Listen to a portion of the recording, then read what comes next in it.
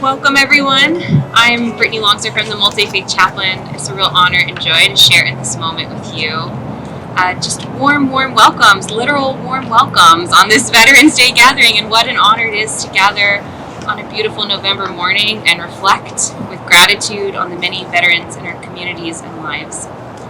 In the United States, this is our 104th Veterans Day, our 104th moment of pause and reflection on all that has been sacrificed and shared in a continual journey towards freedom and peace. Veterans Day was originally called Armistice Day, began as a commemoration of the ending of World War I on November 11th in 1918, and after World War II, Armistice Day was recognized as a day to pay tribute to all service members, and in 1954 was newly designated as Veterans Day. And so we gather this day. And we gather on this day because the truth is, we all know a veteran. Perhaps a family member, a friend, a grandparent, a colleague, a fellow student. We all know someone who has served our country with courage and compassion. My papa served in the Navy. My cousins are in the Army. A couple friends are in the Marines. My aunt worked for the Coast Guard for a while. My 3-year-old daughter's best friend's dad is currently deployed. And when Hurricane Ian hit my mother's home, the National Guard tarped her roof and brought her food. We all have these connections and relationships. I would even go as far as to suggest that knowing and being courageously cared for by the actions of a veteran is one of our most shared human experiences. However, our culture acknowledges veterans less and less, and members of our community can sometimes feel unseen for what is a huge part of their identity. So it means something. It really means something to pause today, to acknowledge all of the ways our country, our communities, and our lives have been shaped by the veterans in our midst. So to the veterans in this circle, and in the wider community, in the wider country, we see you. We will breathe and reflect on prayers and poems and see you. We will thank you and remember those we have lost, and we will see you. In these next sacred moments we spend together, may we all be present. We will behold the courage, heart, diligence, and thoughtful service of all those in our hearts now. May all feel welcome here. Please join me in a word of interfaith prayer and whatever is most at home to you. Sacred One, we invoke not only your sacred presence, but also the presence of all those veterans in our lives who come to mind on this day. May we take a moment to breathe deep and picture them. The way they smile, the lines on their face, the way they carry both joy and burden on their shoulders. In this moment of connection and reflection, we fill our hearts up with thanks for each veteran who has served and each family who supports them. We fill our hearts up with sorrow and remembrance for those we have lost to war and violence. We know that those we love never truly leave us, and that acts of courage are eternal. So we feel it today, all of it, hearts grateful and hearts full of sorrow as we remember this Veterans Day. May we hope for a world of peace and come to know it. May it be so. Amen.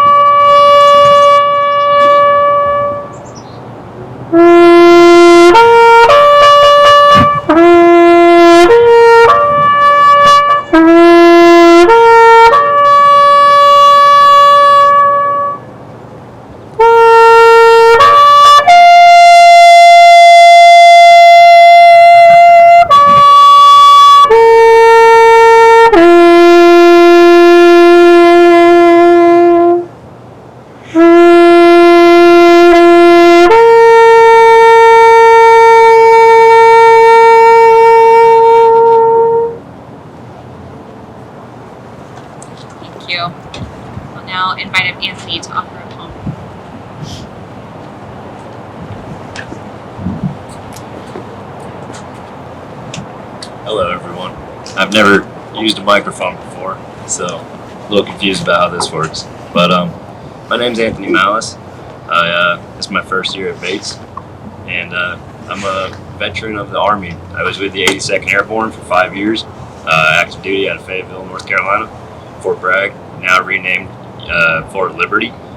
But today I'm going to be reading For the Fallen by Lawrence Binion. So, For the Fallen. With proud thanksgiving, a mother for her children, England mourns for her dead across the sea. Flesh of her flesh they were, spirit of her spirit, fallen in the cause of the free. Solemn the drums thrill, death august and royal, sings sorrow up into immortal spheres. There is music in the midst of desolation, and a glory that shines upon our tears.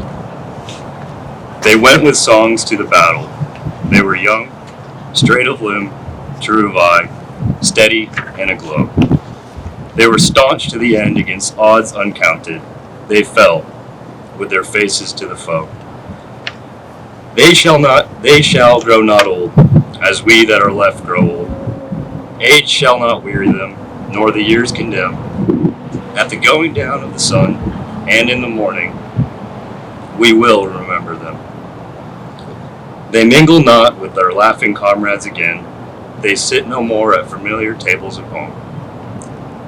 They have no lot in our labor of the daytime. They sleep beyond England's foam. But where our desires are, and our hopes profound, felt as a wellspring that is hidden from sight, to the innermost heart of their own land they are known, as the stars are known to the night. As the stars that shall be bright when we are dust, moving in marches upon the heavenly plain, as the stars that are starry in the time of our darkness, to the end, they remain.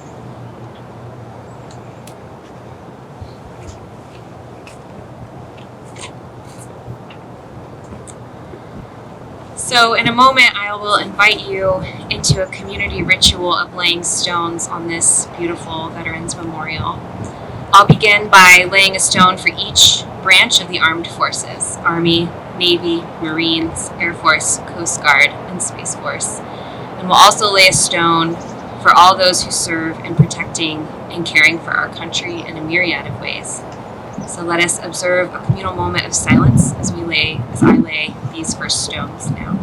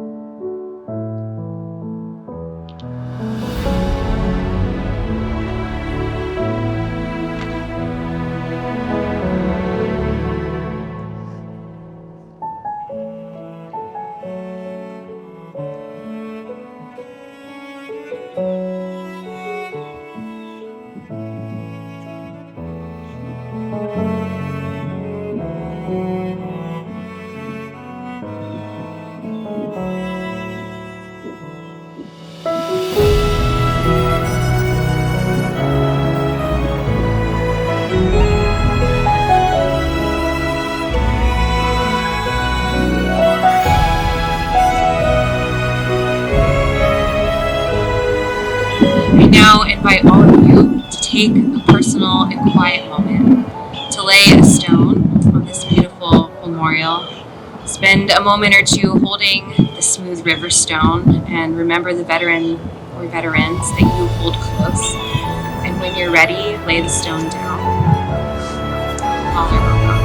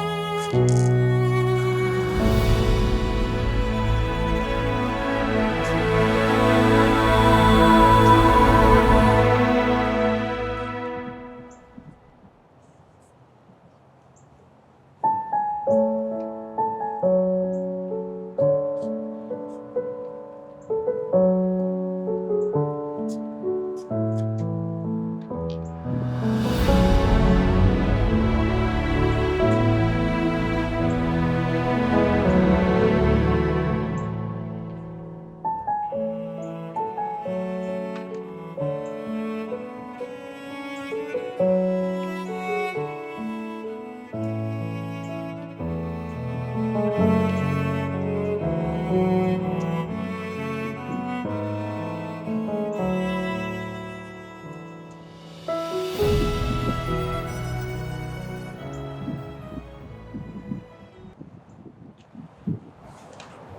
stones will be available throughout the day for anyone who wishes to have a longer moment of remembrance or gratitude, or in case you have colleagues you'd like to share this ritual with who weren't able to make it this morning.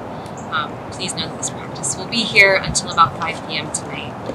We'll conclude our ceremony with a poem for peace and a benediction. Hello, I'm Dylan LaRose. I'm a senior and an Air Force veteran. I was in Georgia attached to combat search and rescue when Hurricane Katrina hit, and then before going over to Korea for a couple of years. We lay a stone as an act of peace. Amidst a world overcome with violence, greed, malice, and terror, we all strive for and hope for the same thing: peace that endures and provides us with lives full and complete. We lay this stone to end the selfishness, end the mistrust and misinformation, end the violence, bring wholeness and hope to every system, relationship, and person broken by war. May we use our lives to create peace.